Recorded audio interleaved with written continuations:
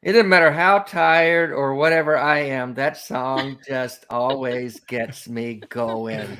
Hello, everyone. Back to that GD show. I missed y'all last week. Wasn't able to be here, but I'm so excited to be here tonight. Hey, Genevieve. Hey, Andrew. Hi. Hello. Andrew. We missed you so much last week. FYI, I have to put it out there. It's so nice to have you back. Thank you. I always hate missing. And Andrew Seidel, the man, the myth, the legend.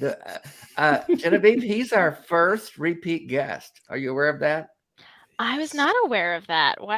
Yep. Check that out. Very exciting. It doesn't feel like it to me because I was actually not here the first time you were on.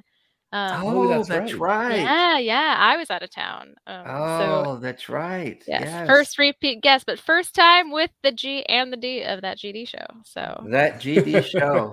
And Andrew, we're so excited to have you on tonight again. As we were talking backstage, so much to talk about as ever in this country. The news just keeps propagating itself, doesn't it? It does. There's a little bit to talk about. Yeah. I mean, it's a little crazy right now, but it's an honor to be your first repeat guest. Thank you so much for having me on. Well, we're just always thrilled to talk with you, and you're a busy man. I said backstage, single-handedly saving America one book at a time. I appreciate that. Yeah, my life is a little insane right now with travel for the new book and the new job. It's a little bit of a beautiful disaster, but I'm hanging in there right now. Yeah, well, I appreciate your energy and your commitment to it. We encourage you folks, if you're new to the show, I tweeted out a promo with your name, Andrew, about the show, and then somebody put on there, maybe it was Facebook, I didn't know this show existed. So Genevieve, there are a few people out there yet to discover us. I know it's shocking, but if you are just discovering this amazing show, we encourage you to like and subscribe. We appreciate your support in that way. There's support right there. Our buddy Greg Markowski with that super chat, 1999. Hope everyone had a great Thanksgiving. Thanks for having Andrew on. I saw in the chat earlier, Greg said, this show is probably going to make me mad and depressed again. But it's stuff we have to talk about. And if you do appreciate the content we bring and the show, the quality of it, we encourage you to support us on Patreon. That always helps us to put the show out. As someone said, I think Bevan reminded me, it's the show is free to watch, but it's not free to produce. So it does cost money. The stuff we do takes money, so we appreciate your support any way you can do that. But Andrew, you mentioned the job change. You're not with FFRF anymore. You're with Citizens United, correct? Yeah, that fantastic group. I'm with Americans United for Separation of Church and State. Yes, yeah, I'm proud to be a part of that organization. It's been fighting for the separation of church and state for 75 years. It's really been on the forefront of that battle, both in and out of court. And I'm excited to be a part of that team. Well, I knew you'd made that change, and I wasn't. I'm curious. I know that Freedom for Religion Foundation focuses a lot on church and state stuff. Do you feel like this organization is just even more focused on that, or as focused, or been doing it longer? What's the primary difference, I guess I should ask? I mean, I think there are a lot of differences, and both certainly have their place. I absolutely love everybody that I worked alongside at FFRF. Oh yeah, just truly, truly an amazing group, especially the attorneys who I worked more closely with than anybody else. Truly brilliant group of folks. I wanted to get a broader experience in this movement, and felt that it was time to see what else was out there in this fight. We really are in, when it comes to church-state separation, the fight of our lives right now. I mean, we have a hostile Supreme Court that is looking to tear down that wall of separation. We're fighting on every battlefield. And I want to be part of the biggest coalition and alliance against that assault, that crusade, as possible. Mm-hmm. Yeah. Well, yeah, you are on the front lines, literally. Yeah. And this is a call-in show. We want to remind you to call in. Genevieve, how would one do that tonight? Yes, well, if one would like to do so, there's a handy phone number down there. It is 217-375-9933. There is a lot to talk about, and this is a pretty tricky subject because I don't know if you know this, but legalese is not that easy to decipher. So call and just... Andrew, we're going to send you right back to law school because I hope that people will call in and grill you a little bit on what the fuck is going on right now. I hope so too. And I mean, one of the things that I try to do in the new book, in American Crusade, was I wanted to tell the stories of all these Supreme Court cases that have happened over the last decade, but also, even going back further, all of these times when religion and the law have collided. And as Dave said, I've been on the front line fighting these fights, and I wanted to tell those stories without the legalese. I didn't want to do what a lot of pop law books do, which is just repeat the facts as stated by the Supreme Court, and then kind of slap a little varnish of legalese on it so that nobody can understand it. That, I think a lot of times that legal professionals, lawyers, see there, I'm doing it already. We like to get buried under legalese and civil procedure and judicial philosophies and levels of scrutiny and precedents and all this stuff. And sometimes I think we hide behind them. And often it's better to just shed all of that bullshit and look at the core of the case to cut through all of it. Yeah. And so that's what I really try to do in American Crusade. But, I try to avoid the legal jargon, even the case names and the legal tests. I wrote the book so that everyone can pick it up and understand the threat that we face and see just how radical and dangerous these Supreme Court opinions and these crusaders truly are. Well, I love the title, by the way. In fact, you've nailed both your titles, in my opinion. not that my opinion matters that much, but your first book, The Founding Myth, I mean, that just cuts right to the core of what the subject of the book is. And then the American Crusade. Hold that up again, if you would. Yeah, there it is. American Crusade. Because a crusade, okay, how would you define the word crusade, Andrew? Yeah, I mean, I think it's a religious war, right? I mean, and we are facing a crusade right now. They're not seeking to conquer territory. They're seeking to conquer our Constitution, to remake it in their image, to reshape our Constitution so that it reflects their desired goal of this Christian nation. And Christian in that instance is conservative white Christian. That's what they really mean, right?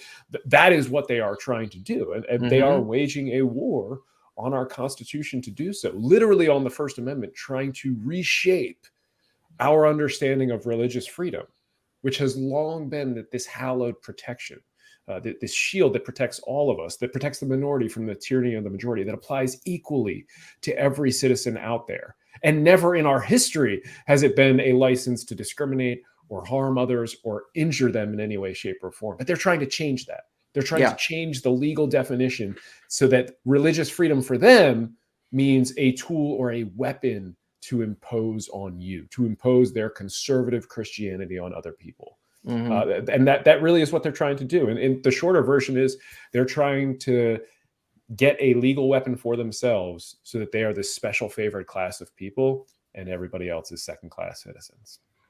And they're doing it through the courts, which is the subject of the book, the court cases, and the Supreme Court specifically, which has been stacked with probably, wouldn't you say, the most ultra-conservative fundamentalist group in the history of this country? Is that fair to say? I think certainly in terms of religion, yes. I think that is true. I don't think, there's a lot of talk about court packing right now. I don't think people realize that the court has already been packed. And one of the things that I try to do in this book is not just tell you the stories of the cases, but try to tease out some of the common themes throughout the cases. And one is that these justices on this Supreme Court are eager and ready to take these cases. They want to hear these cases, right? The Supreme Court typically rejects like 97 or 99% of the cases that come its way, but it decides almost every religious freedom case that comes its way in favor of conservative Christians. I mean, the simple fact is that this Supreme Court wants to decide these cases. And you have to build onto that, which is what you're getting at, Dave, which is that the conservative justices are not the impartial jurists that are working to carefully determine the meaning of a constitutional provision without bias, right? The Crusaders didn't pack the court to put impartial jurists on the bench. If all they were after were impartial judges, they wouldn't have blocked Merrick Garland. They wouldn't have made the Supreme Court an election issue. So I think one of the hardest truths that American Crusade tells is that these ultra-conservative justices are crusaders too. And one of the stories that I tell throughout the book is how the courts were packed and who's responsible for that, specifically Leonard Leo and the Federalist Society. Yeah, I want to get into a little bit about him. I was reading about him and I actually made some notes. But I love, you mentioned it earlier, and I think you do a great job in your writing of bypassing that legalese.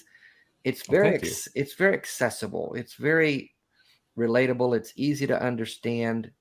And I think that's important when we're dealing with, like Genevieve mentioned early on, it's very easy to get lost in the legal jargon and kind of get off track, if you will. And then you just kind of get, it just gets fuzzy and you say, I don't understand this.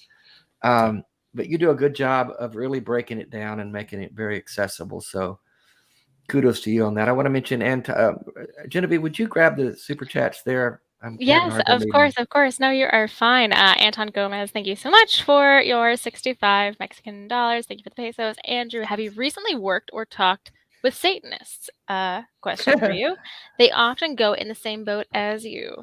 But he does say RN doesn't count, though. So. I mean, and this is something I do talk about in American Crusade, especially in the last chapter.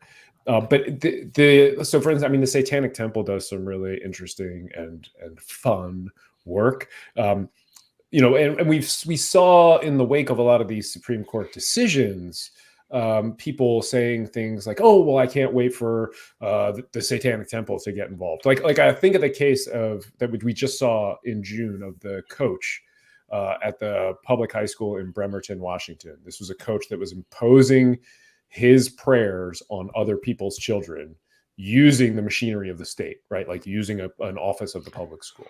That was what was happening. And the Supreme Court upheld that, unbelievably upheld that.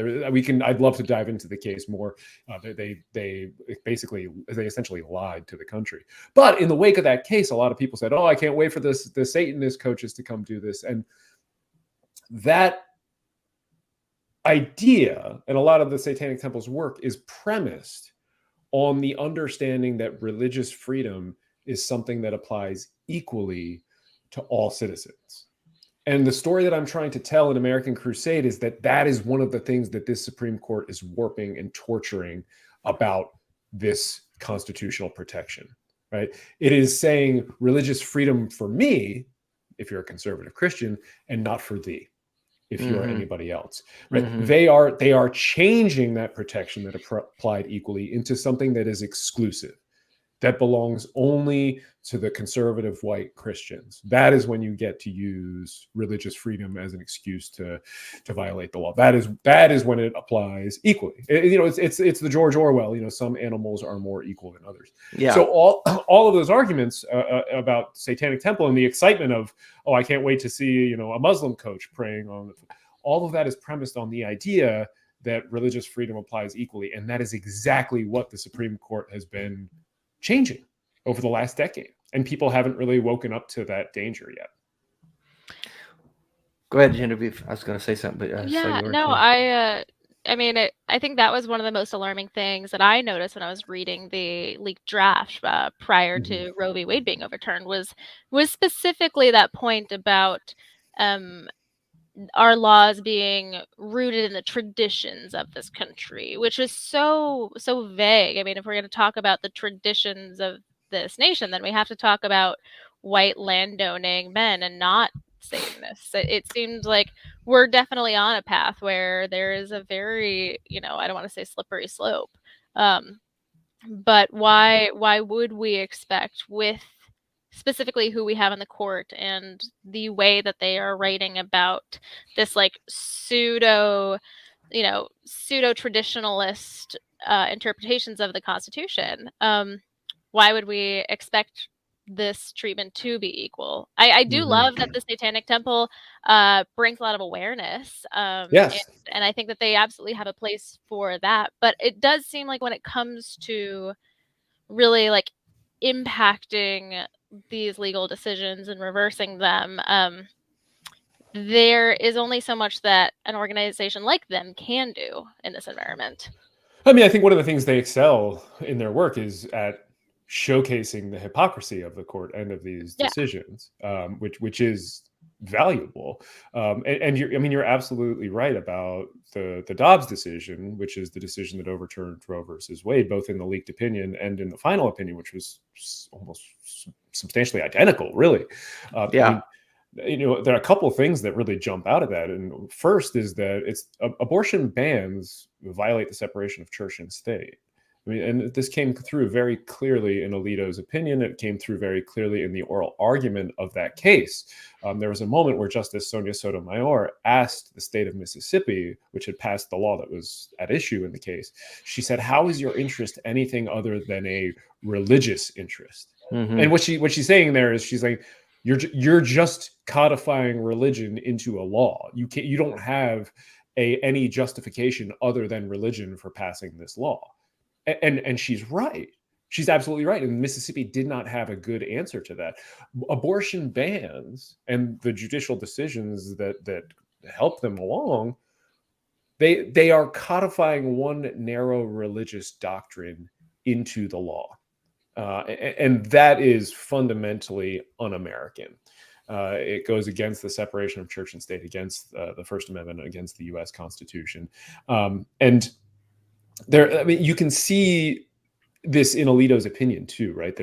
Actually, the first paragraph begins and the last paragraph ends with morality. Traditional morality comes up, right? And he's really talking about religion. He's just camouflaging it because he knows if he says my religion dictates this, then he's trespassing on that separation of church and state. So it was obviously an awful decision, and I do go over that in the update to American Crusade, which is already available on my website to everybody who's got a copy of the book or who's borrowed one from the library. But the final point that you made is this court has an obsession with history and tradition right now.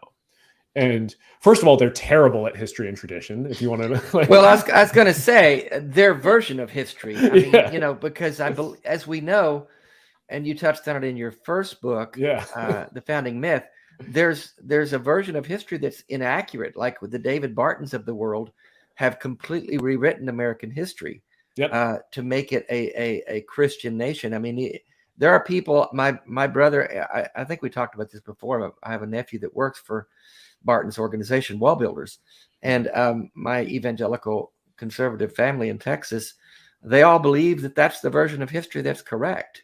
They believe that the painting of George Washington praying was like he posed for that, and they don't know that was recreated by some Christian nationalist who wanted to rewrite history, and all these facts don't seem to get in the way of their narrative. That story was invented by the same guy who invented the story of Washington chopping down the cherry tree and then not being able to tell a lie about it, which is hilarious when you think about it.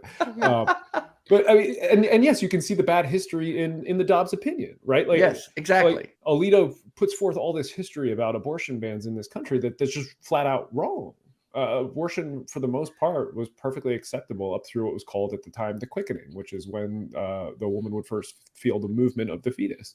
And that's just completely written out of that opinion. But the reason that this court, these ultra-conservative justices, these crusading justices, are so focused on history and tradition, and this fallacious history and tradition, is because they want to drag us back to a time when conservative white Christian men ruled. That's the goal. That's why they're focusing on this warped version. So do you think they just are ignorant of the history, or just want to rewrite it? They can't be ignorant of it. They're smart, educated people. The use of history in the law is this really, it's a really interesting thing to study. I've written a couple law review articles on it. There's something called law office history, which sort of has plagued the profession. And it's basically this cherry-picked version of history that lawyers use because, right, our whole legal system is one side arguing against the other side, right? It's adversarial, right? And so you have one side using all the historical facts that promote its argument, and the other side doing the same thing. And that's not what history is. Right. That's the opposite. That no historian would suggest that is a good way to uncover a historical truth. And that has really tainted the law. And I wrote this one law review article about the history of using law office history in government prayer cases, specifically related to school boards. And you can trace this fallacious history that federal judges have adopted, including circuit court judges, right? Like the second highest judges in our land, into the double digits we're talking. They've fully adopted this history, and it traces back to one brief written by one homeschooled Christian nationalist who went to Christian law school. I think he went to Regent University Law School. You know, I mean, like no training, no history, like pure Christian nationalism. You can read the brief, you can kind of tell that his methodology was basically searching through books that predated 1900 for the word school and prayer, and then slapping that into some sort and that's what now passes for history. And courts are not just it, but basing decisions on it. Right. And so, I mean, this is really something that has plagued our profession and our entire judicial system, really. Which, side note, speaking of, another super chat from Archradish, $5. Thanks for everything all of you are doing to bring awareness to Christian nationalism, because ultimately that is exactly what we're facing. And I remember even just living in a predominantly Christian evangelical area and essentially being flat out told by some people that if you weren't a Christian, if you weren't a Republican, then you were less of an American, you were less of a citizen, you had less of a right to an opinion about this country. And whatever opinion you do have, if it goes against that, then you are working for the devil, or you're just an idiot. It's tough. It's really tough. I've said it in several shows in other places, and I want us to get back to this, and we got a couple calls I want to get to, but I don't think it's hyperbolic to say that white Christian nationalism is among the biggest threats to our country and democracy that we face. Is that fair, Andrew? I think that's absolutely fair. I think that has to be said. I think that needs to be screamed from the rooftops. You know, I remember in 2019 when the founding myth came out, I was actually in front of a group of, I was on a panel, Dave, with Catherine Stewart and Jack Jenkins of Religion News Service, and we were talking to a room full of probably like 200 or 300 religion reporters. And I began my talk by saying something along the lines of, Christian nationalism is an existential threat to a government of the people, for the people, and by the people. And then, a couple months later, a year and a half later, it assaults our capital and tries to overturn the results of a free and fair election on January 6th, right? I mean, I do not think you can overstate the fundamental opposition of white Christian nationalism to democracy. I mean, those two things are absolutely incompatible. And their goal, as Rachel Lazar, who's president of Americans United, likes to say, is nothing short of the toppling of our democracy. Could you have seen that happening? you who've studied this for so many years, could you have envisioned January 6th happening in our country? Because I literally stood in my living room and watched it with my mouth agape. Like, this is like a third world country, and here it is in Washington. Could you have envisioned that? Did you see this coming? Not before Trump, certainly. Okay. I think Trump tapped into the wave of Christian nationalism, or this undercurrent of Christian nationalism, and then rode it into the most powerful office in the history of the world. And he did so in ways, his entire presidency really exposed a lot of the flaws in our institutions and our systems, and that our institutions depended far more on good actors and the ability of people in those institutions to feel some sort of shame than we ever realized. And he exposed that for us. And it's very clear that we need other institutional safeguards in place. I would not have said that something like that would have been possible before Trump. Yeah. I was very worried about the possibility of political violence in the midterms. And that did not come to fruition. The Christian nationalists really, for the most part, lost. And even where they had gerrymandered districts or redistricting helped them along, they underperformed pretty significantly. And by and large, they conceded. So we had a peaceful transfer of power this time, even though it was something that I wanted to get to that later, yeah. But since you brought it up, I think I wanted to get your thoughts.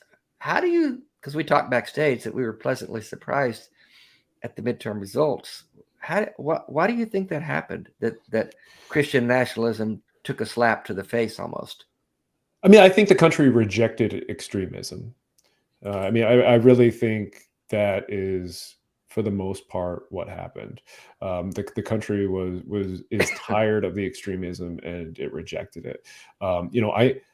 I was deeply worried about violence. I was too. The election and even in the aftermath. But that's not the only violence.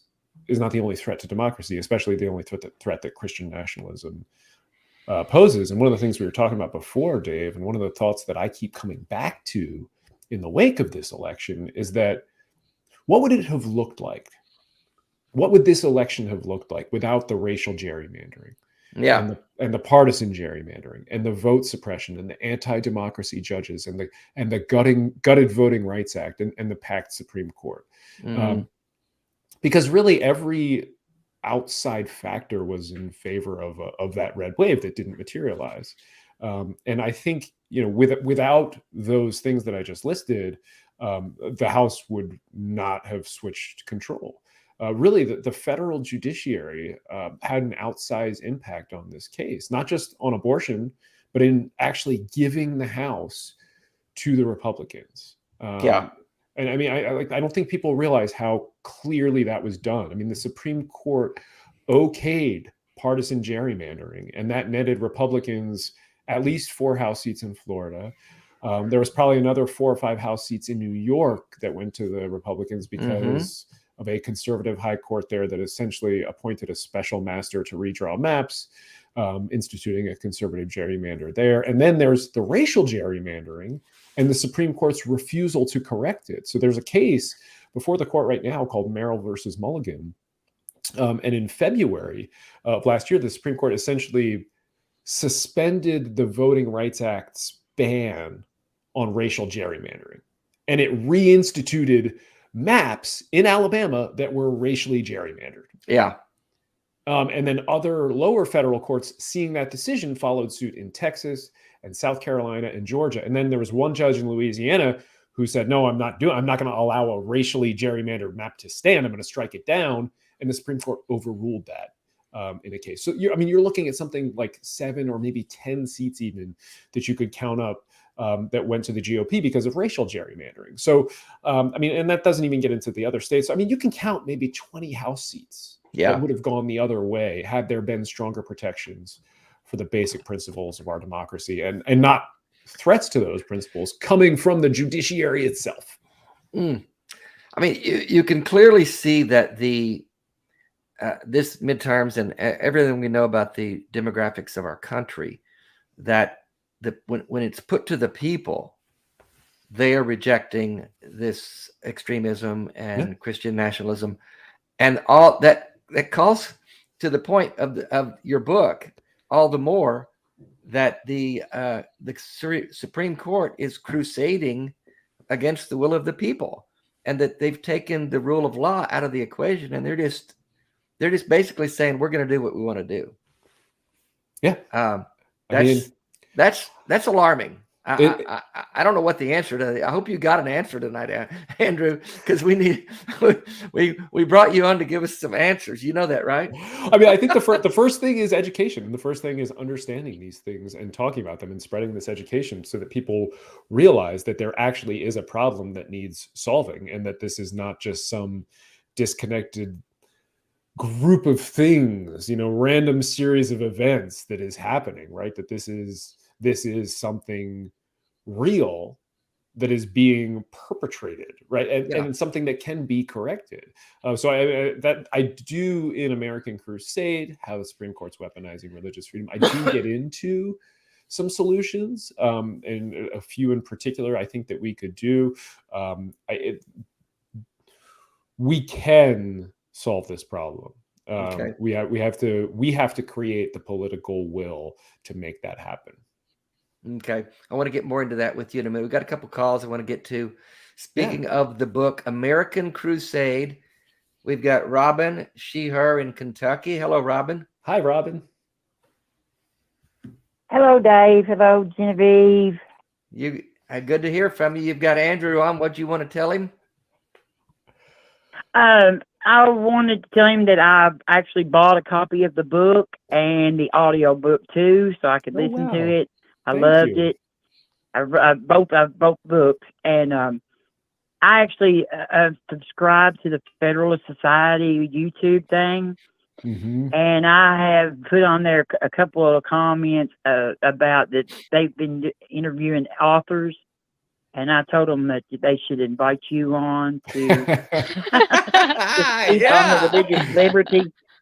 Well, because they actually do have debates, like for both sides, Yes, and I don't know if you know, Senator Whitehouse has got a new book out too, which he doesn't go into the religious liberty, but he is definitely on to the fixing the court system. The scheme, yes. Senator Whitehouse is doing remarkable work on this front, especially in terms of this particular Supreme Court. Yes. I worked very closely with his office on a number of things, including his judiciary, the head of his judiciary, who's since moved on. But he's been on the forefront of this for some time, and I would recommend everybody. I've not had a chance to read his book, but it's definitely on my holiday wish list.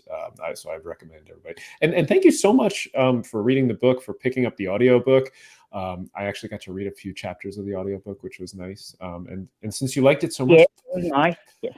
please do go leave a nice review on Amazon. Those really help. That does help. I will. Thank you. Good. I was wondering what do you think about Alito? Do you think he was the leaker? Yeah, super fun question. So for people who don't know, give us the backstory there. So obviously there was the leak of the draft opinion that overturned Roe versus Wade, and the question at the time was who was the leaker, which was a bit of a distraction. The real story needed to focus on the fact that the court was about to abolish abortion, abolish that reproductive freedom. So I opted not to engage publicly, at least in that, guessing, though I was texting all of my lawyer friends, like, who do you think it was? I never bought into the idea that it was a liberal law clerk or a liberal justice. I thought it seemed to me a way of keeping the conservative justices in line at the time of the leak. And I think that has by and large shaken out to be true. What we learned a couple of weekends ago, 2 Saturdays ago, the New York Times broke a story about a group, a ministry, a conservative Christian ministry. Focused, I was hoping you'd touch on that. Focused primarily on anti-abortion activism, that had purchased a building just across the street from the Supreme Court. They erected a 10 Commandments monument there, and they set about on a deliberate campaign to influence the justices, to essentially stiffen their spines, to give them the courage to make the most conservative decisions possible. They used big donors to infiltrate nonprofits to get FaceTime with these judges. And they called it Operation Higher Court. I mean, it was deliberate. They leaned on court administrative personnel. And I should say, I've been doing a lot of digging on my own on this in the background for an update for American Crusade. I will say there's more to this story than was published in the New York Times. I know the Times reporters are planning on doing. Actually, I know the Times has more. Let me say it that way. And I'm hoping that they will eventually publish it. There's just a lot more to this story, I can tell you. But in that story, we found out that Alito told one of these big donors about the Hobby Lobby opinion back in 2014 before it was released, which way it was going to go, and essentially that he was going to be the one, Alito, he was going to be the one writing the majority opinion, which suggests that, once a leaker, always a leaker kind of thing. Yeah. There are a couple of, I don't remember who made the first joke about Alico on Twitter, but that joke was flying around. I didn't hear that.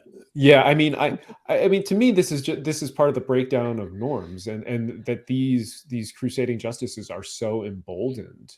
They're drunk on power. Yeah, they have lifetime appointments, and they know they saw what happened to Trump in his impeachment. They know they're not going to get impeached, barring anything. They saw how much political capital the Republicans expended to put Gorsuch and Kavanaugh and Barrett on the bench. They know the Republicans would never let any of them get impeached. They're drunk on power and know that they can get away with anything right now. Yeah, how do we? But so you're essentially there's no way to police them. Because you've got Clarence Thomas and his wife Jenny completely blatantly trying to overthrow the election, and he's just like, it's a shrug of the shoulders, So how do we police that? I mean, one of the things that can and should be done, which Senator Whitehouse has been arguing for a long time, is there needs to be a binding, enforceable ethics code on the Supreme Court itself. Lower court judges have a judicial code of conduct, a canon of judicial ethics that they have to adhere to. And the Supreme Court, there's no real way to enforce that against the Supreme Court. You can ask Supreme Court justices to recuse themselves, but there's no way to enforce that. There's no way to make sure that happens.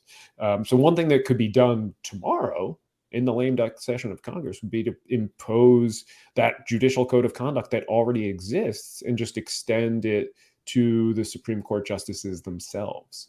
That'd be a very simple solution. But how are they going to do that if the GOP House and their numbers resist that? How are they going to do that? We could do it in the lame duck session, right? Because the election has happened, but the new Congress isn't going to be seated until January. Right. So there's still time to do things before then. But yes, I mean, I doubt the GOP would want to put any kind of guardrails on those Supreme Court justices because they're doing exactly what they put them there to do. That said, it's still worth having hearings and trying to put together that argument in the Senate and the Senate Judiciary. Like maybe having some hearings in the Senate Judiciary about what we know happened, or what was claimed happened with this Hobby Lobby leak and the previous leak might be worth doing, so that we can draw some attention to this. There's a lot that can be done with an end goal of getting some sort of binding ethics code on the court. It's so needed. That's Robin. Thank you for your call. Thank you, Robin, for supporting Andrew and his book. Spread the word. Okay. I was going to tell him that Senator Whitehouse said today. I watched one of the things he said, and he said that he was really close to getting like all the different circuit judges because he said that they're pretty upset over the fact that the Supreme Court judges don't have ethics that they have to adhere by. So he's thinking about making a panel with those different circuit judges, and they would not have really no authority over the Supreme Court. But anytime there was any kind of question about things, that they would write a report. And so there would be a public report come out. And he said that he was thinking about using like the retired Supreme Court justices to fill in for them when they recuse. Interesting. I'll definitely go check that out. That's great. Yeah, he had a video, like he was at a book signing somewhere, and it was on today, and he mentioned a lot about it. So thank you for sharing that. I actually, other than that Saturday news story breaking in the New York Times, I actually took the last week like fully off and tried to even stay off social media and stuff. And I'm paying the price on I know. I was having trouble getting a hold of you myself. Poor Dave's like messaging me on every platform. Andrew, are you still there? Has Greg Locke burned him at the stake? Oh.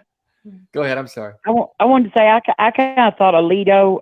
My first thought was I thought he was the leaker the whole time, but I thought it was the cruelty. Actually, I thought he just wanted all the women to know what was coming, like just to enjoy the cruelty of it. That's interesting. But I really, after later on, I've decided that I think he's just so full of himself that he just can't keep his mouth shut and bragging. I think that's probably why he told it. I mean, I think that if he did, I think that's probably part of it. If you want, he's self-important. I mean, if you want a good example of that, and also I think it's a really good example of why this crusade is happening, right? Why Christian nationalists are seeking this weaponized version of religious freedom. The answer to that why is it's largely a backlash against equality realized, right? Conservative white Christian American status as the dominant group in this country is gone. They've lost the privilege and the deference which they wrongly believe they are due. And if you go listen to Alito's speech, he gave this gloating speech in Rome back in July, and it was at the Notre Dame Religious Freedom Summit, I believe is what it was called. Which is a group that had litigated cases before the court over the past 2 years. One of the professors in that clinic was actually a Supreme Court clerk, I believe, for Gorsuch while they were litigating cases. Really shady stuff showing both that we need this ethics rules in place. But you can listen to Alito's speech and it goes to what you're talking about, Robin. Like, this is a guy who is pissed off that he has lost the privilege and deference, which he believes he and his religion are entitled to. Yeah. And look, I mean, this is important because it's when the dominant caste or group in a society feels threatened or feels left behind by circumstances, it reacts, or it overreacts in ways that seek to retain that status. And that is why we are seeing these conservative white Christians turn to Christian nationalism, turn to violent insurrection on January 6th, turn to these so-called strongmen like Donald Trump. But it's also why we are seeing them try to weaponize religious freedom. Mm-hmm. Yeah. Good well, points. Thank y'all. I wanted to tell Genevieve that she's been my hero since her and Katie did this show with Billy in Texas. Thank you. Oh my goodness. Yeah, that was a fun time. Thank you so much. Oh, cheers. And then y'all have a good one. Thank you, Andrew, for everything you're doing. Much. I appreciate the call. Thank you, Robin. All right. Thank y'all. Bye-bye. That's Bye. Good conversation there. And the book, Andrew, we were going to put a link in the chat or the show notes or both. There's a way to get signed copies, correct? Yes, there is. And support an amazing local bookstore at the same time. My favorite local bookstore here in Madison, Wisconsin, A Room of One's Own. It's queer, Black-owned bookstore. It's a neighborhood institution. You can get a signed copy of the book through them. You can go to bit.ly/signedac, like Signed American Crusade. That'll eventually take you to their site. And we're doing we're doing signed copies and personalized copies for the next few weeks, and that's it. So if you want to order one, now is a really good time to do that. They make great Christmas gifts, fantastic Christmas gifts, especially for your conservative Trump family. Yes. Yeah. And we might get to see one burned. Like, has Greg Locke burned this book yet, by the way? So somebody, one of my, I know who, I don't have permission to say her name, but one of my truly lovely supporters actually used the Room of One's Own ordering to order a copy for Greg Locke and put his name and address in there. So I signed a new copy with a new note for him, and it's only a matter of time till we see that on I don't know Twitter. if you saw, he had a Halloween book burning. Yeah, I did see that. And he announced that what would have been 2 or 3 days after receiving this signed copy of American Crusade in the mail. I still haven't even had a chance to go really dig through the video of the book burning, but I presume it was consumed in the fires of ignorance at Locke's church. Take that, Andrew. That'll show you. Yeah. Did we miss a super chat, Genevieve? I was looking at it. We did indeed. We did. Oh, there we are. Yes. Thank you so much, Shannon MC, for your $9.99 super chat. As a USAian, I want us to adhere to the Constitution unless we actually change it. That's why I want separation of church and state. I feel like that makes me more of a patriot than the Christian nationalists. And you would be right. Yeah. Hell yeah. Absolutely. Yeah. I mean, there's nothing more American than the separation of church and state when it comes to our Constitution. There is, as Genevieve, you were pointing out, there's a lot that's wrong with our Constitution. There's some bad shit in there. That's why we have amendments. That's why we have amendments. But one of the truly unique and original and revolutionary things that is contained in that document is the separation of church and state. And it's not just the First Amendment, not just Congress shall make no law respecting an establishment of religion or prohibiting the free exercise thereof. That separation is woven into the very fabric of the document. It existed before the First Amendment amended, as you just pointed out, Dave, the Constitution itself. It existed in the fact that our Constitution is godless. It was the first not to mention a deity of any kind. It draws its power from we the people, not from something divine, which was also a first in human history.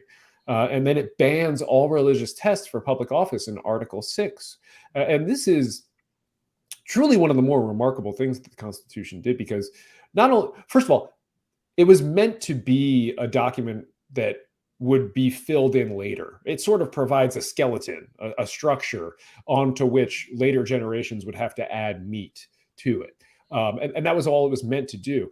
But you have this ban on religious tests in Article 6, which says that no religious test shall ever be required for any office or public trust under the United States. So you have this really clear and emphatic language: no, shall, ever, any, right? Separating, banning any consideration of religion for holding higher public office of any kind.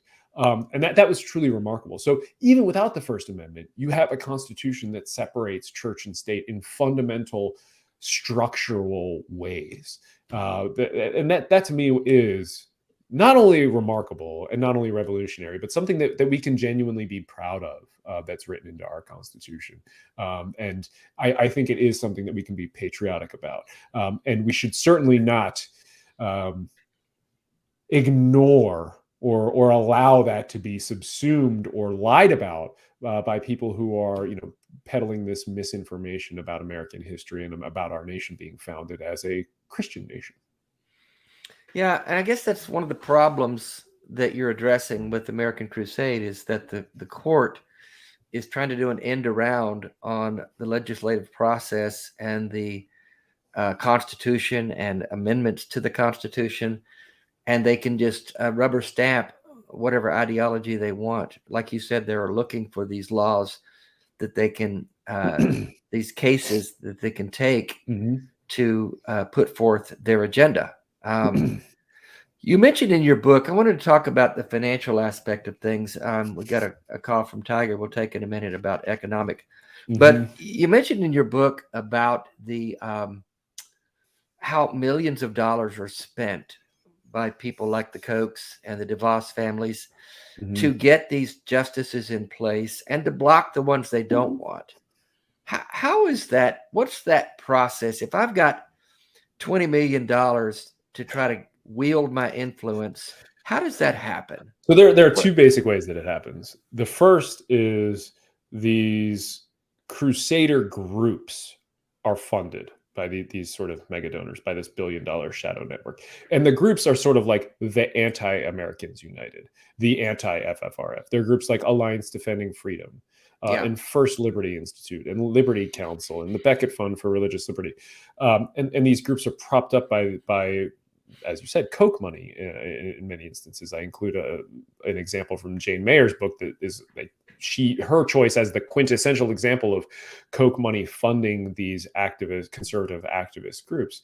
And those are the groups that are bringing the litigation, right? They're setting up the cases so that the conservative justices can come in and knock them down. Right, so it is this sort of tag team. It's this cooperation, collusion, we might even call it. And so the other thing is funding the courts. We got to back up a little bit to do this, because Leonard Leo is universally recognized as the man who orchestrated the hostile takeover of the Supreme Court. And a former employee described Leo's mission like this, quote, "He figured out 20 years ago that conservatives had lost the culture war. Abortion, gay rights, contraception, conservatives didn't have a chance if public opinion prevailed. So they needed to stack the courts." Okay, so two things to notice there. They did. They packed the courts. That's what has happened. That's already been done. People need to wrap their mind around that. If that's the only thing you take away from this, take away that the courts have already been packed. And second is, notice the anti-democratic admission, the confession, and the goal inherent in that quote, right? If they didn't pack the court, the majority would rule. If they didn't pack the court, the conservatives didn't stand a chance. If they didn't pack the court, democracy would work. Right. So they're capturing the judiciary to subvert democracy. And overall, we know that Leo's groups, his two major groups being the Federalist Society and the Judicial Crisis Network, they spent about $540 million packing the court from 2014 to 2020. And it takes, to answer your question a little more clearly, David, I mean, it takes a lot of different forms. They buy a lot of ads to sway public opinion in favor of blocking Merrick Garland and against having hearings for him. They do the same thing for Amy Coney Barrett, running all these campaigns to talk about how she needs to be put on the court, how anybody who's attacking her is anti-religious. We're seeing some more of that coming up, actually, as the court gets ready to consider an important case next week. And you learn all about that well-funded work in American Crusade, but Leo's job, it was described by someone as, quote, Leo was, for these judicial nominees, the, quote, monitor of the nominees' ideological purity. And all told, we know that he is responsible for the confirmation of Roberts, Alito, Gorsuch, Kavanaugh, and Barrett. Right, that's 5 justices. Justice Clarence Thomas is an old friend of his. There's actually, Robin was mentioning the Federalist Society videos on YouTube. There's a video of Clarence Thomas and Leonard Leo joking on stage at a Federalist Society event in Texas about how Leo's the 3rd most powerful man in America. Wow. All 6 of those justices are or were members of the Federalist Society. So, I mean, this is 6 votes on the Supreme Court. Yeah. And Leo personally chose 5 of them for their ideology, for their crusader ideology. And the Republicans, the GOP, and Donald Trump, who was a lapdog of theirs, basically asked him, "Who do we want next?" Right? They just deferred to him. Correct? If you remember, Donald Trump actually published short lists of possible nominees that he would choose from. Leonard Leo wrote those lists. Right. We know that. That's no secret. Right. That's no secret. Yep. I find it comical that I read some recent headlines, and I didn't read the articles per se, but some religious right leaders, conservative evangelicals, were crying out that Donald Trump used them, as though that was a big surprise to them. And I think anyone who's paying attention knew that evangelicals who put him into office, I guess Andrew has a little technical issue. Conservative evangelicals who put Trump into office were doing it so that he would get Supreme Court justices appointed. I don't think that was anybody's. No one was surprised by that. No, not at all. I mean, and in fact, I mean, the only thing that we really even saw Mitch McConnell in the Senate really do while Trump was in office, besides just block anything that Democrats wanted to do, was just rush through judges. That was it. Yeah. You know, and I wouldn't even. I would say it's no surprise that, you know, these evangelical leaders felt used by Donald Trump, but at the same time, Donald Trump was absolutely kind of an idiot. If that's no surprise, he was really the one that was being used exactly by the Federalist Society and by Leo. I mean, it goes both ways. It was mutual. Yeah, wouldn't you agree, Andrew, that they wanted Trump in because they knew they could use him like a hand puppet? Yeah, I mean, you heard all that talk about how he was going to be their Cyrus. Like, I mean, it was very clear this was transactional, which is how Trump operates. Exactly. And I think the fact that anybody is now lamenting that transaction is, I mean, they should have had their eyes wide open. I mean, everybody and their dog could see what was happening here. Yeah. They were both using each other. We got another call I want to take. Our buddy Tiger. Hi, Tiger. Him from Colorado. Hey, Tiger. Hey, guys. What's up? Hey, man. Hi, Tiger. You want to talk to Andrew about the legal system and economics? Yeah, Andrew. I have an MBA and a law degree from University of Texas. I have the law degree. What I was wondering now, and what I'm seeing, because I don't operate under the bar. I'm a legal researcher. Okay. And I see that there's two breaking points in Denver. Now, I live in Denver, so this is, one of them is that Supreme Court loss that down their credibility. How many more of those do they have to go before everybody just goes, you know what, fuck you, turkey tits? I mean, what do you have to go? Yeah, I mean, the question of the court's legitimacy is a really interesting beast because it is the only currency that the Supreme Court has, right? I mean, this is, famous kind of in our governmental history, right? That the court has no army to enforce its decisions. It has no power to enforce its decisions. Right. All it can do is say, this is what we decide. And then the fact that people go along with it is based on the legitimacy of the institution. And that legitimacy is crumbling. I get that. Yeah. I mean, but it's crumbling, right? And the question that you ask is, well, how much more of that are we going to take? And I mean, that's part of why I wrote this book is I want people to take no more of it. I want people to stand up and say that this is far too much. I didn't realize how bad this shit was, actually. And I think, one of the things that we see talked about with John Roberts right now is that he is, maybe more centrist or maybe more moderate than the other conservatives. And he's absolutely not, which I get into in American Crusade. I recount some legal memos that he wrote when he was in the Reagan White House about how, quote, we still have a long uphill battle to return prayer to schools, right? We battle, return prayer to schools, right? But that's the language of a crusader. Roberts, the only time he ever read a dissent from the bench during a decision announcement was his dissent in the Obergefell decision, which is what gave us marriage equality, right? That this man is in no way, shape, or form a moderate. Yeah. All he is moderate on is his methodology. He knows that the court's only currency is its legitimacy. And if they do too much conservative change too quickly, the country will react and the court will face a backlash and it'll lose legitimacy and it will lose the ability to actually create that conservative change he wants.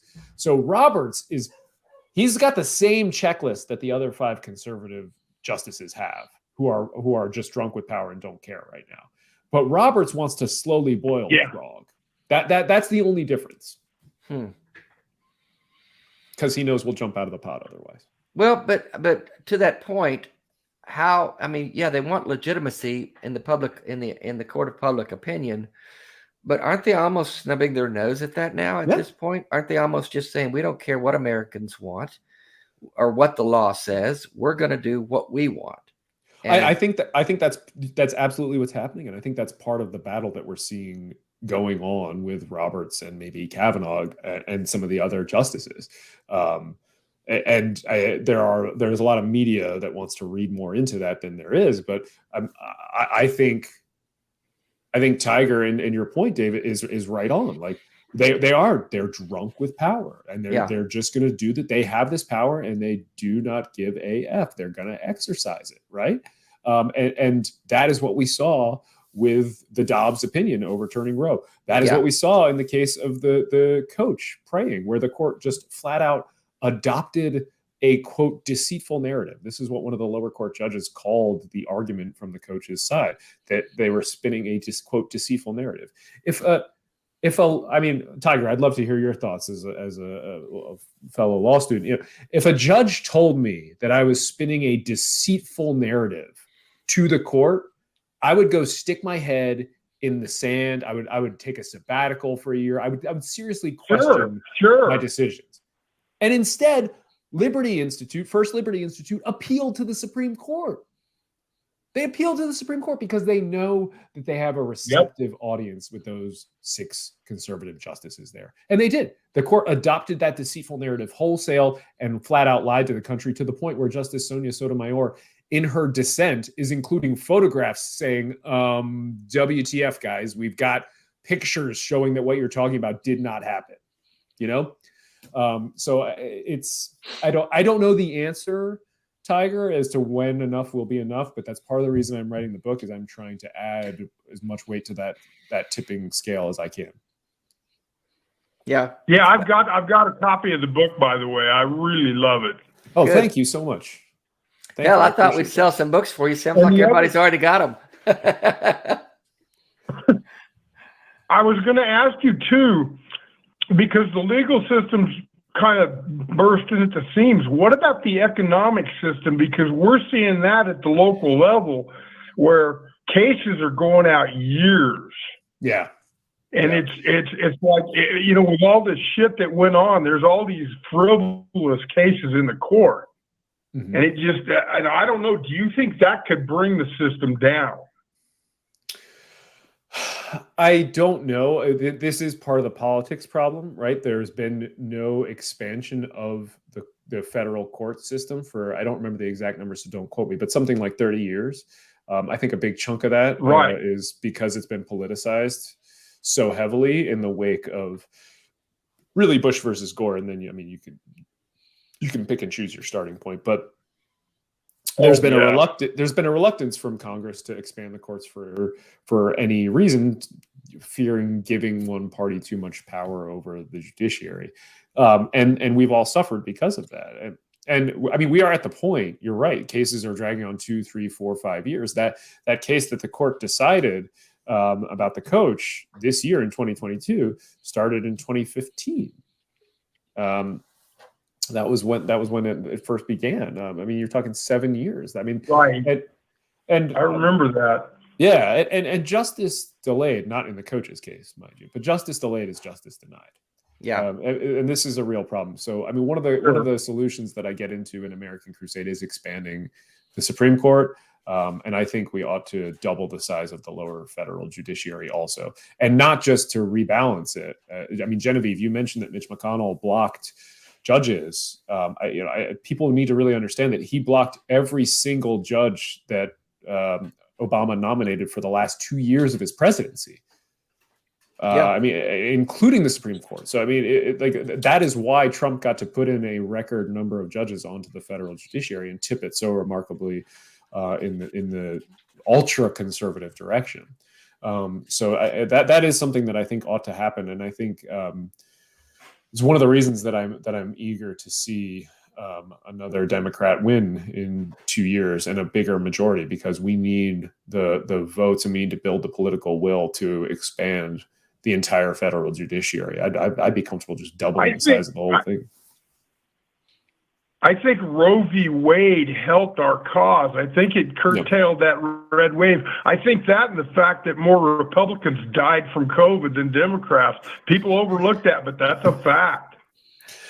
Yeah, I had a really interesting conversation about that on with my Patreon hangout crew a couple weeks ago. How much that impacted. We've seen what the numbers we've seen so far for the election are exit poll numbers. We'll see a full breakdown in probably another month or so. And I'm going to be really interested to see somebody's going to write that story. The impact of COVID deaths on the election. And it's going to be a hard, but I think fascinating read. Yeah. I think it's an element that we need to not ignore. I think it will too. Hey, Tiger, we're going to let you go because we got some other calls. Other calls well, coming I have one more question. Can I ask him one more question? Okay, real quick. Yeah. Hey, what do you feel about the sovereign sheriff movement? Because we have it going on down in El Paso County. And they're violating the law. They're not upholding their duty. Yeah. What do you think? Who's going to enforce that kind of stuff? Yeah, I think we need to take a hard look at the sheriff. Attorney General? I think the Attorney General, the DOJ is going to have, the Federal Department of Justice is going to have to step in at some point and look closely at the status of American sheriffs. It's alarming, the extent that they're willing to subvert the law. And the history of those positions is not... Anyway, yes. They're deputizing white supremacists. Yeah, it's a really good thing to be worried about, Tiger. I'll say that. Yes. Yeah. I knew this show was going to be depressing. Anyways, thanks. Yeah. I appreciate you up tonight. Genevieve, love the hair, Genevieve. That hair looks great. You're killing, babe. What about my hair? What about my hair and Andrew's hair? What about us dudes? No, just kidding. I wouldn't do you two guys if $100 bills popped out of your keister. All right, Tiger. Thanks for calling. Always a pleasure. Always a pleasure. We can always count on that. I do want to get to these other calls. Oh, there's a super chat. There's Shannon. We got that one, Ethan. What was the other one? We had this question, which we just sort of loosely addressed. Yeah. Why are there 12 federal districts and only 9 Supreme Court justices? Should there be 13? At least? Yeah, I mean, I think expanding the Supreme Court is absolutely necessary. I do not think we need to tie it to the number of districts. I do not think we need to tie the number of justices on the court to the number of districts. The Supreme Court was packed.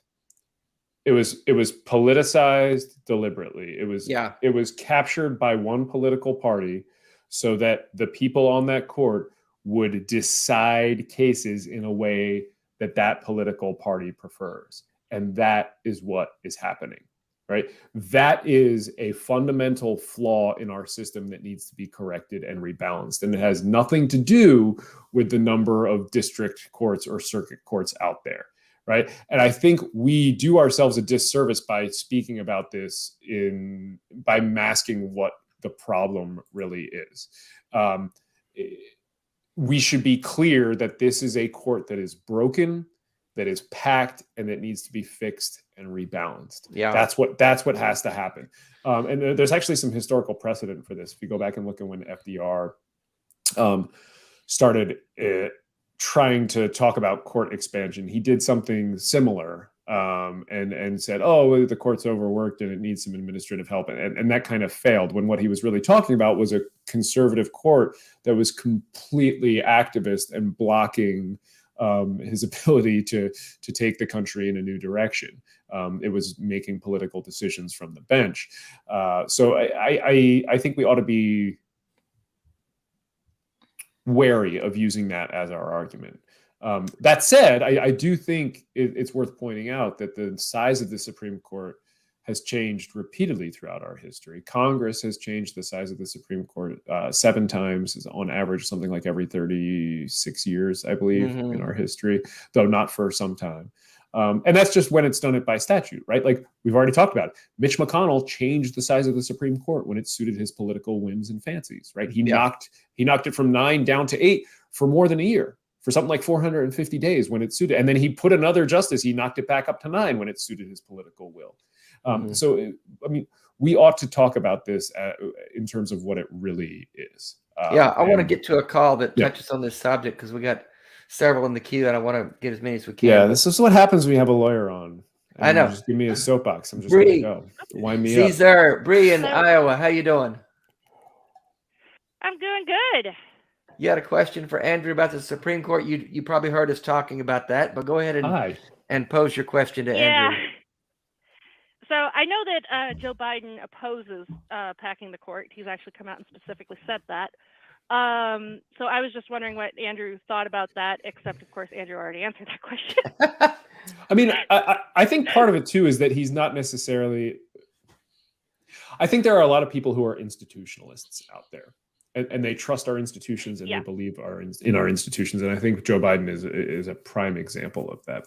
I have encountered it took me a while to come around to the idea of expanding the Supreme Court. And I did it in the process of writing this book. So I sympathize with that. I think particularly for lawyers, people who went to law school, who are trained in this, we were given that Kool-Aid about the Supreme Court as this impartial arbiter of truth and justice. Right. But we see now that it's not. Right. It's not. And we really have to unshackle our minds from that myth. I mean, that's one. And it never really kind of has been. I mean, I think that's true.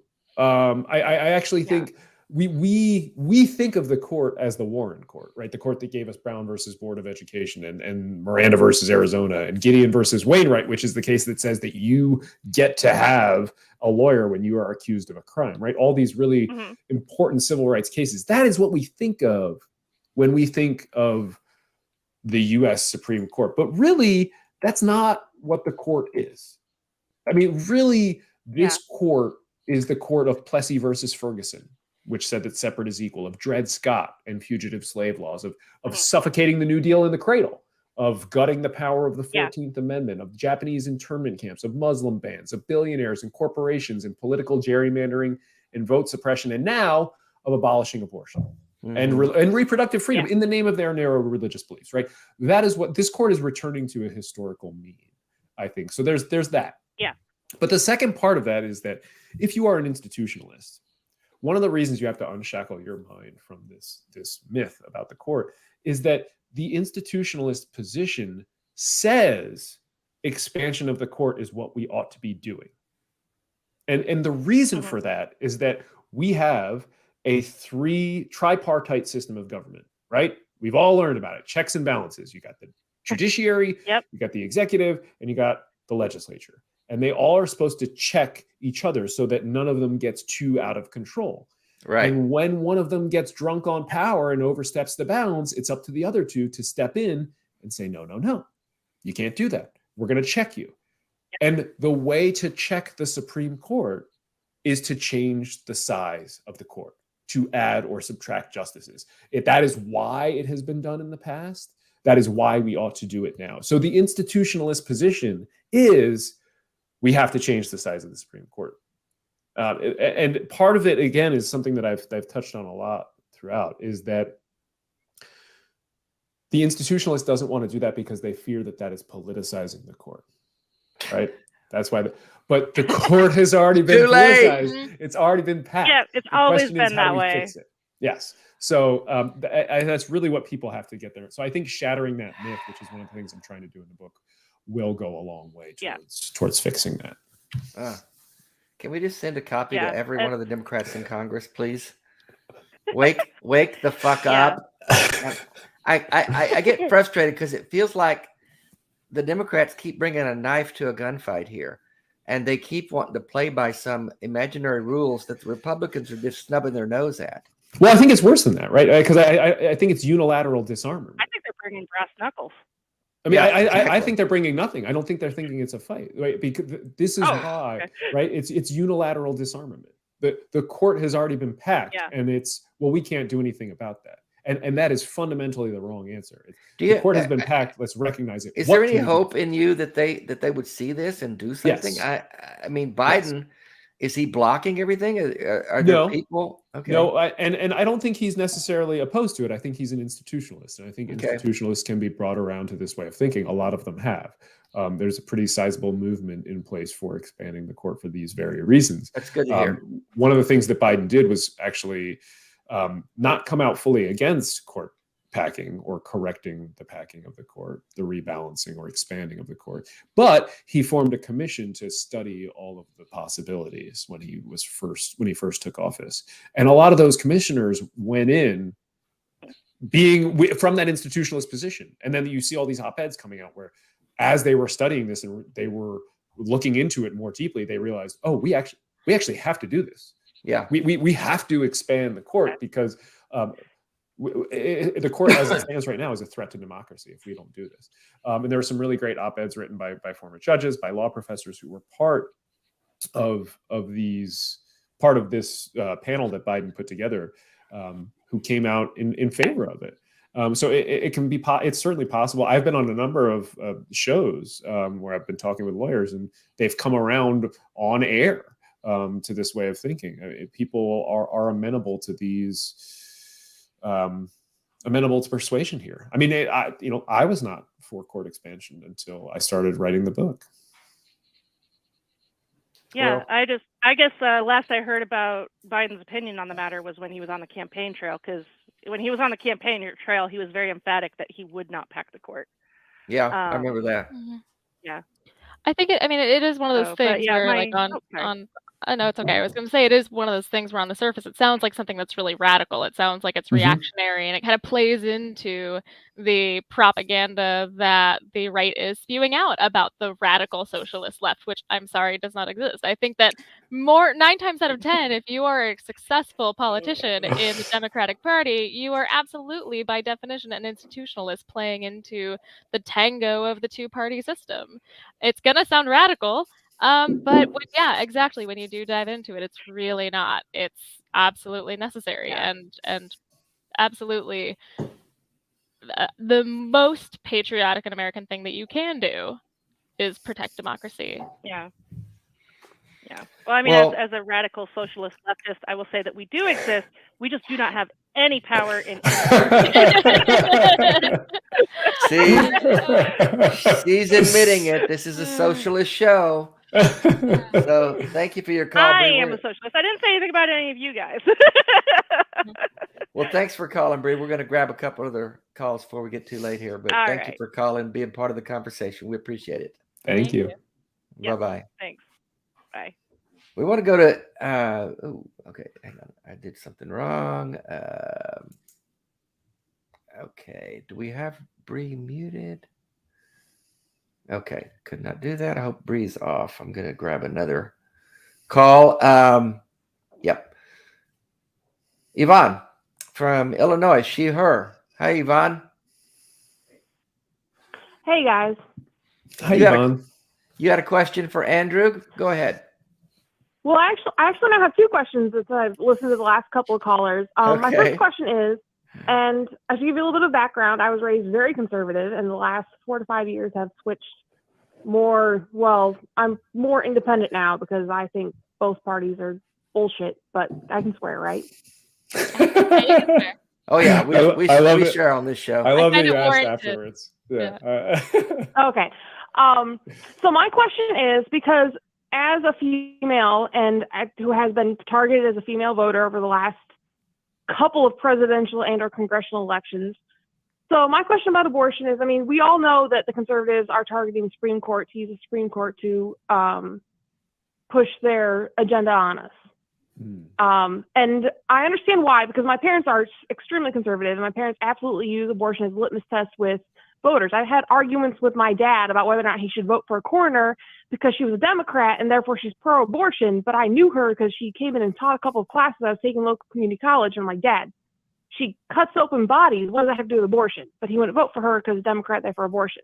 So I understand why the conservatives are targeting abortion as a litmus test for voters, but I kind of feel like the Democrats are also using it as kind of a carrot and stick for, in particular, female voters, because they've had multiple opportunities over the last 20 years to codify abortion in the law, but they haven't.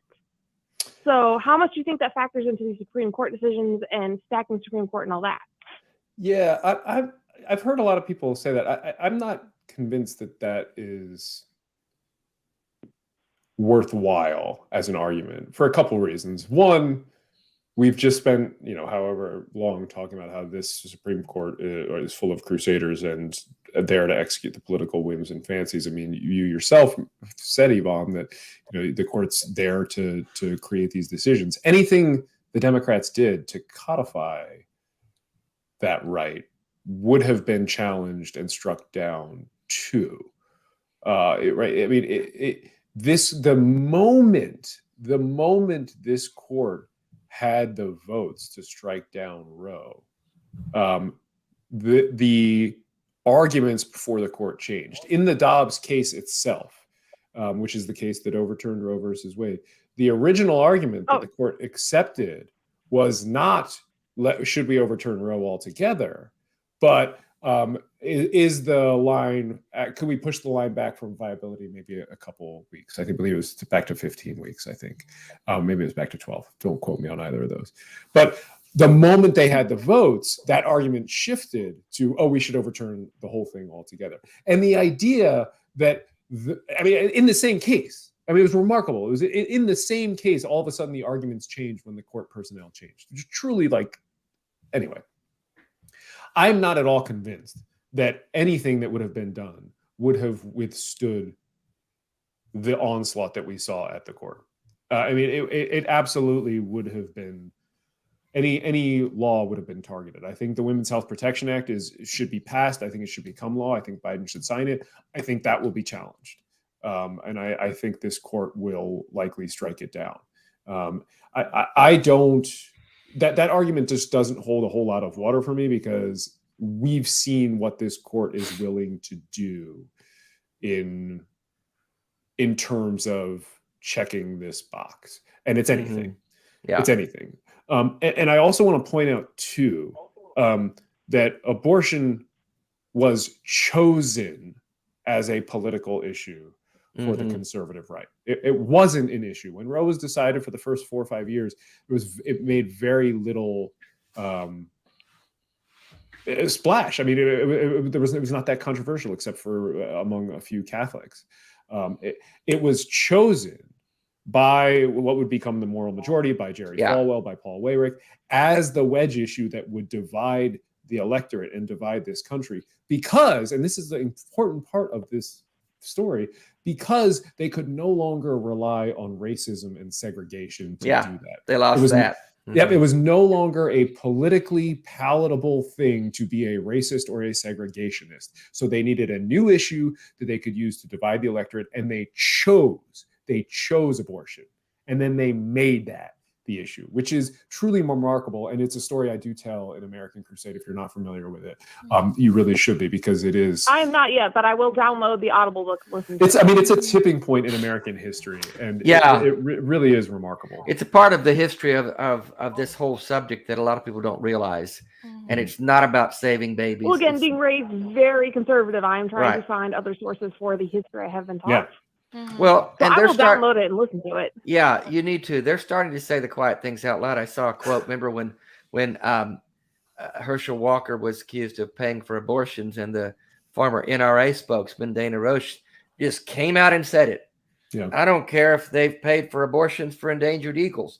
We want control of the Senate. Mm-hmm. That's it. That's the quiet things out loud. They don't give a shit about pro-life. They want control. And all of this was an issue that they chose. I just don't necessarily think that Democrats give a shit about pro-choice. They just also want control. See, I would as say a female that, voter, I kind of sit here and I go, both of y'all are trying to manipulate me.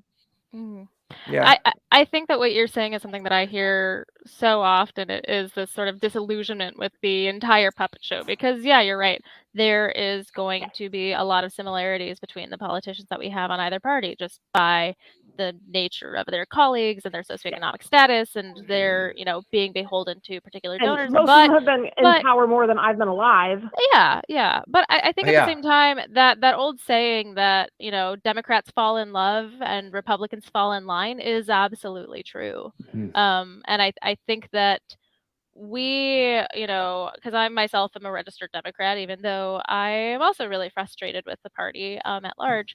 I think that we often think that they have more power to unite as like a big coalition to get things done, when that is often not the case, just sort of based on like, minute ideological differences within the big tent of this party, but then also because the GOP is constantly doing everything in their power to block anything that they would have done.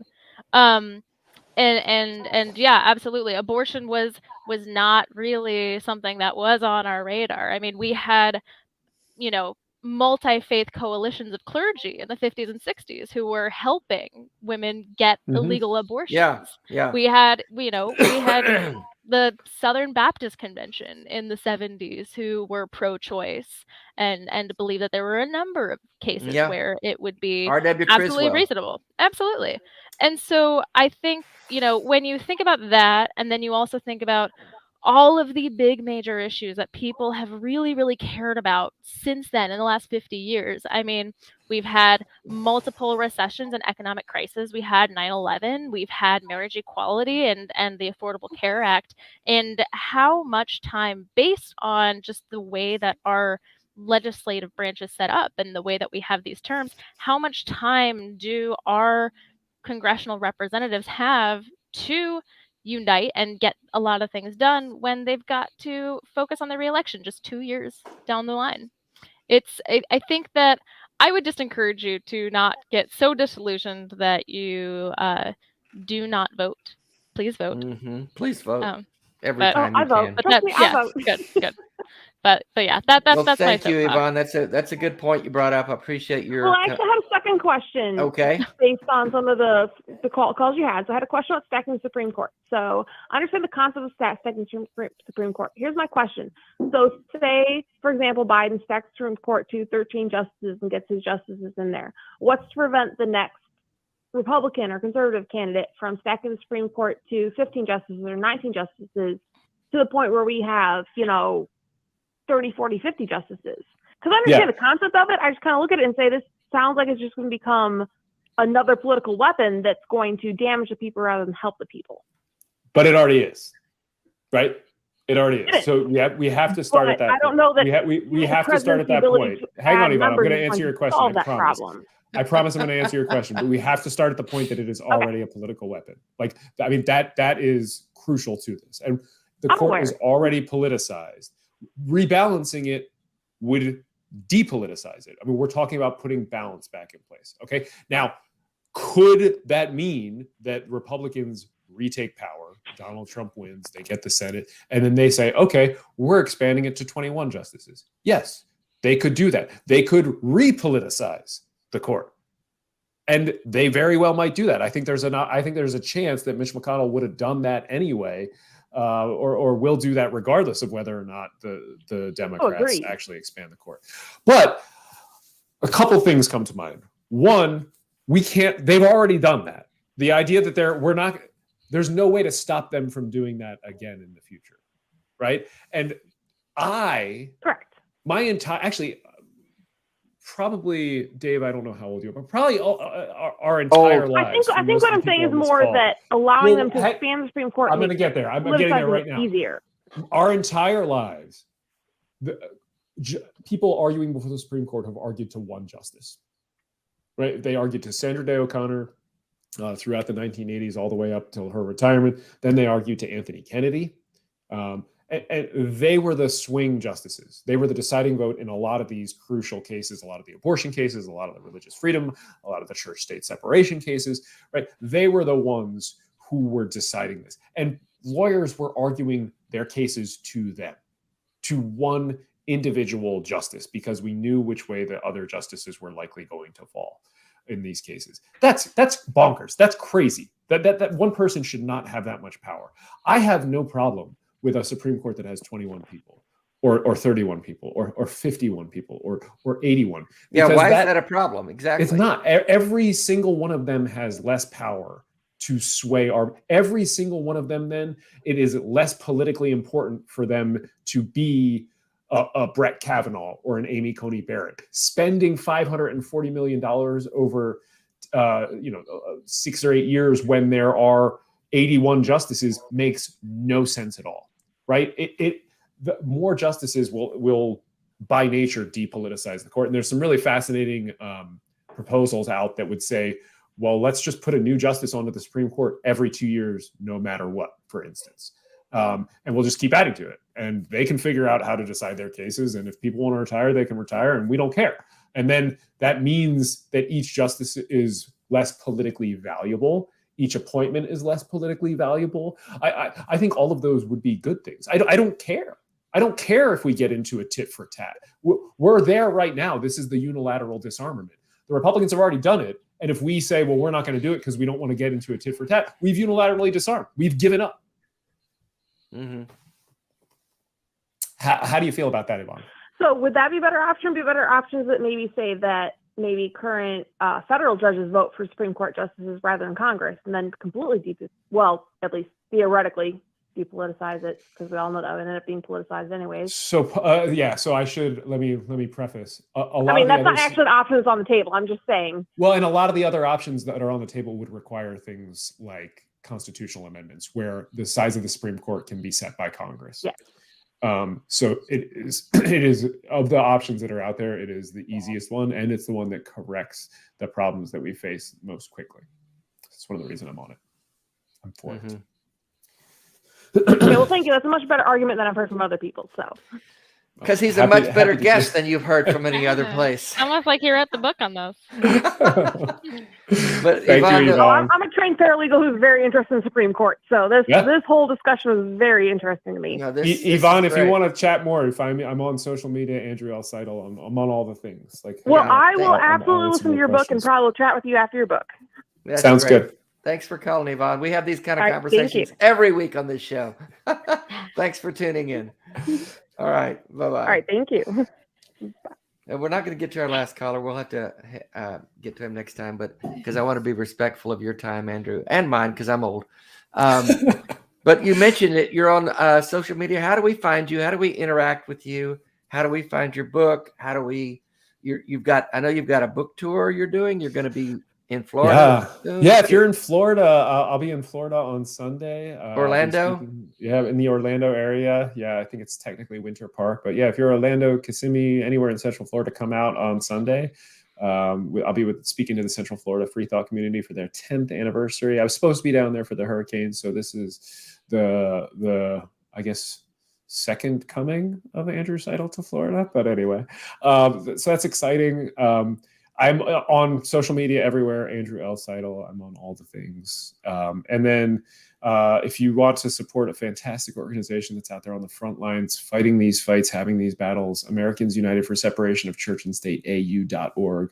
Please support us. We need all the help we can get. And it's Giving Tuesday tomorrow, so it's a great time to join or go support. And they were smart enough to hire you to represent them legally. And I know that FFRF hated to lose you, but you're still fighting the fight, just on a different way. Same team. Yeah.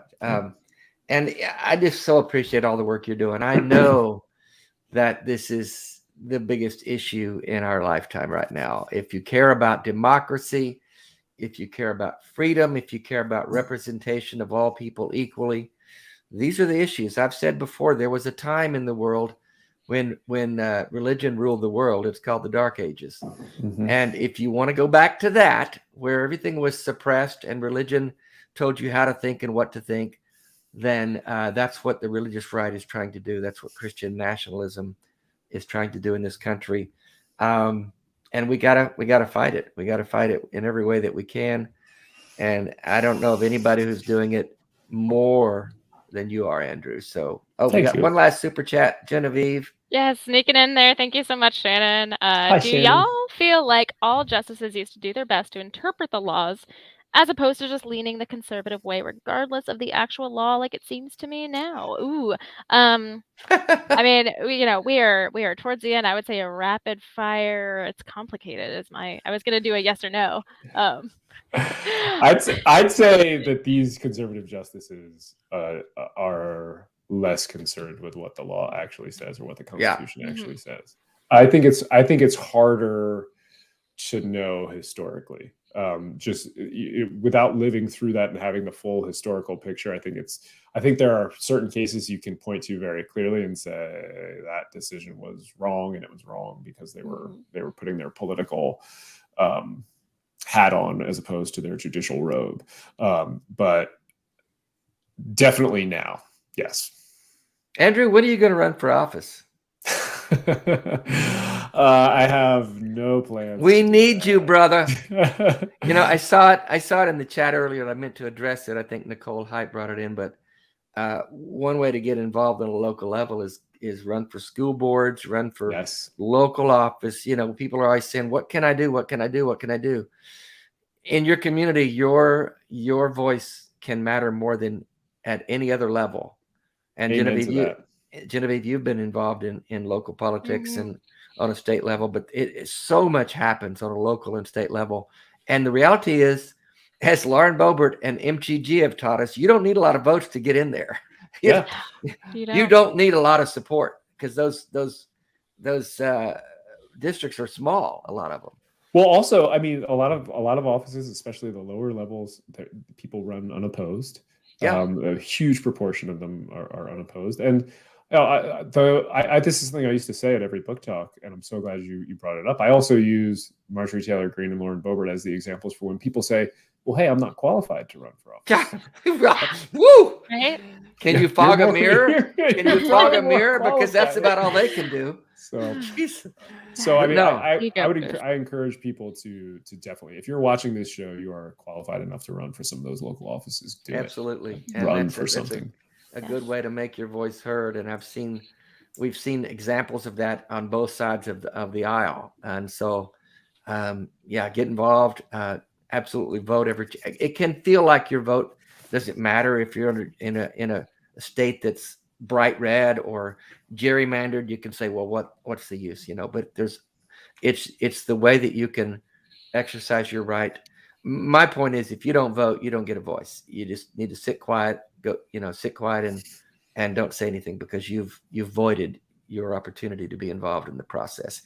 Even if you feel like the process is broken, which in many ways it is, it's still the best that we have. It's the only thing we have, and we have to do what we can at any level. So that's my sermon for the night. Andrew, I can't thank you enough, brother. We're still going to get you and Catherine Stewart on sometime together, because I'd love for that conversation to happen. She's done a lot of I love how she attacks it from a journalist viewpoint and you attack it from a legal viewpoint. So those two angles to me are fascinating. But we make a good tag team. Yeah, you really do. So appreciate all you're doing. Keep it up, brother. Hope we run into each other down the road somewhere again. I'd love to hang out again with you. I hope so too. All right, man. And it's good to see you both. Thanks for tuning in. Thanks for your support. And that's our show for tonight. Bye.